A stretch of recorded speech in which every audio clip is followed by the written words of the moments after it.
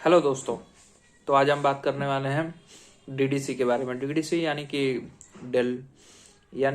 District development council, जिला विकास परिषद। आखिर आप लोग सोच रहे होंगे कि ये डीडीसी क्या है और डीडीसी के बारे में मैं बात क्यों करने वाला हूँ। तो आज आप लोगों ने देखा न्यूज चैनलों पे कि डीडीसी के चुनाव जो जम्मू एंड कश्मीर में हुए वो पूरे दिन ट्रेंड करते रहे और मीडिया में भी ये खबरें बनती रही, ट्विटर पे भी ट्रेंड करता रहा उससे जुड़ी हुई न्यूज।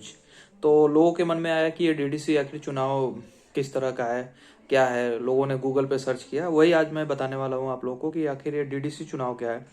डीडीसी चुनाव जो है वो एक तरह का जिला विकास परिषद, जिसका अगर हिंदी में हम बात करें तो जिला विकास परिषद बोलेंगे, जिनके सदस्यों का चुनाव हुआ है जम्मू एंड कश्मीर में, जिसमें गुपकर जो है वो नंबर 1 पे और बीजेपी दूसरे नंबर पे, और जो अन्य निर्दलीय हैं वो उन लोगों ने सीटें जीती हैं।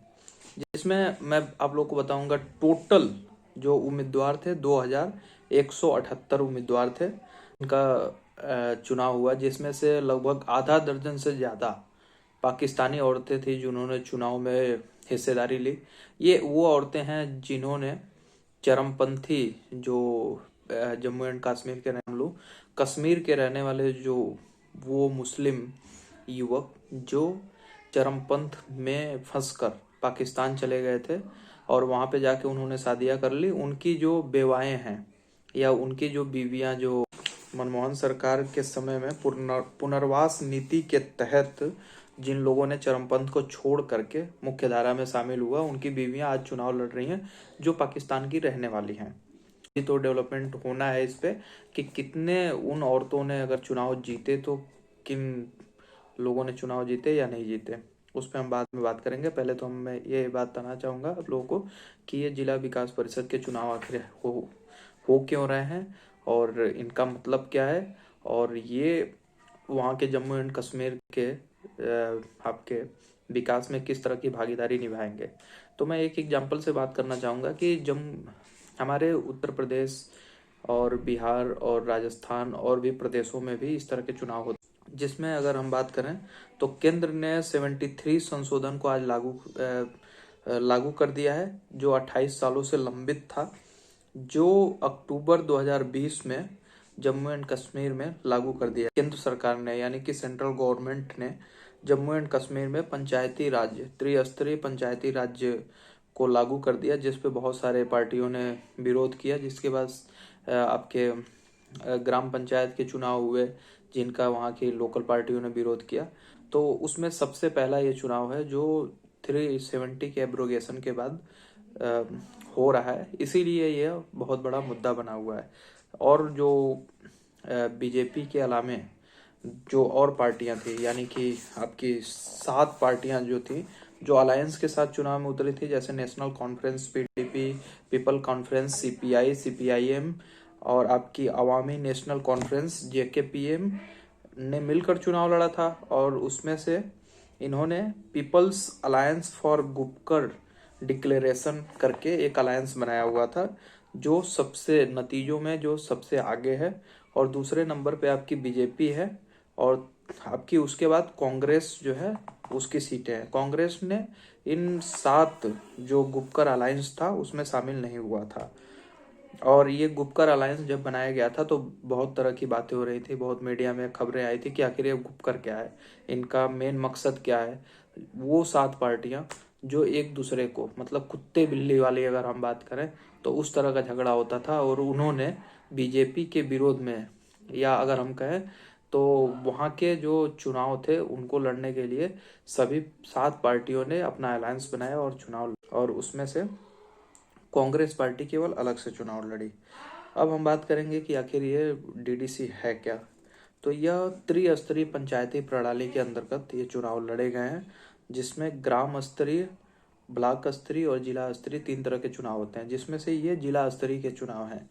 जिला स्तरीय की अगर मैं एग्जाम्पल देके बात करूँ तो हमारे उत्तर प्रदेश में चुनाव होते हैं, जिसमें आपके जिला स्तर पे जिला पंचायत सदस्यों का चुनाव होता है। फिर वो जिला पंचायत सदस्य एक अध्यक्ष का चुनाव करते हैं जो वहाँ के लोकल डेवलपमेंट अगर हम बात करें तो वहाँ की नगर पालिका को छोड़ करके नगर पालिका से बाहर जो भी गांव कस्बे खेड़े होते हैं उनके डेवलपमेंट के लिए वो लोग काम करते हैं। सेम इसी तरह का वहाँ जम्मू एंड कश्मीर में भी डीडीसी के जो सदस्य होंगे वो करेंगे। वहाँ की नगर पालिकाओं यानी कि जम्मू एंड कश्मीर की नगर पालिकाओं को छोड़ दें तो उसके अलावा जो भी वहाँ लोकल स्तर पे ग्रामीण क्षेत्र हैं उनका विकास करने के लिए इन सदस्यों के थ्रू ही सरकार अपने सारे विकास के एजेंडे लागू करने की कोशिश कर रही है। और इसका मेन मकसद भी इसी तरह का है क्योंकि वहाँ की विधानसभाएं जो हैं वो भंग कर दी गई हैं, जो अब इन चुने हुए सदस्यों के द्वारा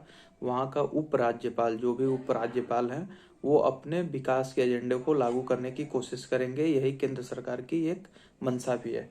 अब मैं आप लोगों को बताऊंगा कि आखिर ये 370 के हटाने के बाद ही ये क्यों लागू हो पाया, क्योंकि 370 से पहले वहाँ की जो सरकार में जो सरकारें थी, जो सरकार में पार्टियां थी वो इसका हमेशा से विरोध करती आई हैं। वो इसको लागू करना नहीं चाहती थी जिससे ये 28 सालों से लंबित था। तो केंद्र ने 73 यानी कि 73वां संशोधन करके इस त्रिस्तरीय पंचायत प्रणाली को लागू कर दिया। हर जिले से 14 सदस्यों के चुनाव होंगे जो वहाँ के विकास कार्यों में अपनी भागीदारी को निभाएंगे और उन जीतने वाले सदस्यों का कार्यकाल जो है वो 5 वर्ष का होगा। और इस चुनाव में भी अन्य चुनावों की तरह इसमें भी आरक्षण लागू होगा जिसमें SC ST OBC और अन्य अल्पसंख्यक और इन चुने हुए सदस्यों को साल में कम से कम 4 बैठकें करनी होंगी यानी कि सभाएं करनी होंगी जो हर तीसरे मंथ के बाद उनको करना अनिवार्य होगा। निर्वाचित सदस्य एक अध्यक्ष यानी कि हर जिले पे जो भी उस जिले में एक जिले की अगर बात करें तो 14 सदस्यों का निर्वाचन होगा। वो निर्वाचित सदस्य हर जिले में एक अध्यक्ष एवं एक उपाध्यक्ष का चुनाव करेंगे। और सबसे बड़े मुद्दे पे आते हैं कि इन चुनावों को कराने के पीछे मोदी सरकार यानी कि केंद्र की सरकार का आखिर उद्देश्य क्या है। तो मैं आप लोग को बता दूं और आप लोग को पता भी होगा कि वहां पे चुनाव जो विधानसभा है वो भंग कर दिया गया है और उसको यूटी का दर्जा दे दिया गया है। जो अभी चुने हुए विधायक होते थे वो आज वहां पे नहीं है और चुनाव अभी हाल फिलहाल होने की कोई उम्मीद तो नहीं लग रही है। लेकिन अगर हम बात करें तो इन चुनावों के पूर्णतः शांतिपूर्वक संपन्न होने की वजह से हम आशा कर सकते हैं कि हाल फिलहाल वहां की विधानसभा का भी गठन कर दिया जाएगा और वहां पे चुनाव संपन्न होंगे। लेकिन इन चुनाव को कराने के पीछे वहां की केंद्र सरकार चाहती है, केंद्र सरकार की मंशा है कि वहां एक संगठनात्मक, अगर हम बात करें तो जिस तरह के एक संगठनात्मक निर्वाचित सदस्य होंगे जिनके थ्रू वहां का राज्यपाल विकास कार्यों को करने की कोशिश करेंगे, विकास कार्य कराना चाहेंगे तो उनके माध्यम से ये विकास कार्य वहां किया जाएगा। और दूसरा कि नए पीढ़ी के नेताओं को तैयार करना, यानी कि हर जिले से अगर 14 सदस्य चुन कर आ रहे हैं तो वो आगे चलकर विधायक बनेंगे, विधायकी के चुनाव लड़ेंगे। और कुछ जो सिटिंग विधायक थे, यानी कि सिटिंग नहीं कह सकते, जो पिछले समय में विधायक थे वो भी इन चुनावों में शामिल हुए हैं और वो चुनाव लड़ रहे हैं और वो जीतने के बाद इनके थ्रू सदस्य बनेंगे और वो विकास और डेवलपमेंट के काम करेंगे। दूसरी चीज इस चुनाव में बहुत सारे कैबिनेट मंत्री यानी कि वहाँ के कैबिनेट मंत्री, राज्य मंत्री जो भी होते हैं वो लोग भी चुनाव लड़े हैं और वो जीत कर वहाँ के विकास कार्य में भागीदारी अपना निभाने के लिए काम कर रहे हैं। इसमें कौन कौन सी पार्टियों ने चुनाव लड़ा, उसमें आपकी बीजेपी है और JKAP, ये 2 पार्टियां हैं जिन्होंने स्वतंत्र रूप से चुनाव लड़ा यानी कि किसी से गठबंधन नहीं किया। उसके अलावा 7 पार्टियां जो गठबंधन करके अलायंस में उन्होंने चुनाव लड़ा। उस अलायंस का नाम था People's Alliance for Gupkar Declaration. मैं 3 पार्टियां क्यों कह रहा हूं आप लोग सोच रहे होंगे, तो इसके पीछे मेरे कहने का कारण यह है कि क्योंकि 3 ही फ्रंट थे, एक तो बीजेपी थी, दूसरे में गुपकर ग्रुप था और तीसरा आपकी कांग्रेस थी, और चौथा अगर हम बात करें तो निर्दलीय थे। तो निर्दलीय किसी ग्रुप में नहीं थे, तो उनको तो छोड़ ही दो आप। तो यानी कि 3 मुख्य पार्टियां थी जो इस चुनाव में शामिल हुई। तो पहले आपकी आती हैं एक बीजेपी, जो दूसरे नंबर की पार्टी बनी। दूसरी आती है जेकेएपी, ये ऐसी पार्टी है, वहाँ की लोकल पार्टी है जो अकेले चुनाव में गई थी। और तीसरी आती है गुपकर अलायंस, जो पीएजीडी डिक्लेरेशन, जिसमें 7 पार्टियां थी: national conference, PDP, people conference, CPI, CPIM, Awami national. वो अभी रुझानों की अगर हम बात करें तो बीजेपी 73 सीटों पे आगे है, और कांग्रेस आपकी 25 पे, गुपकर 102, और अन्य जो निर्दलीय हैं वो 78 सीटों पे आगे हैं। हेलो।